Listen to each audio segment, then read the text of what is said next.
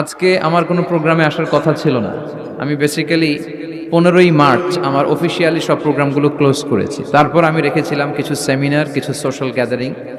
ঢাকাতে আমার কিছু সোশ্যাল গ্যাদারিং টাইপের প্রোগ্রাম ছিল, কিছু সেমিনার ছিল, কিছু ব্যাংকের এমডি যারা আছে এবং অ্যাডমিনিস্ট্রেশনাল অফিসার যারা আছে ওদেরকে নিয়ে কিছু মোটিভেশনাল টক ছিল ঢাকায়। ওগুলো শেষ করে আমি already prepare to go back to Malaysia. তো মাঝখানে এই নানা ভাইয়ের কারণে আজকে এখানে আসা আর কি।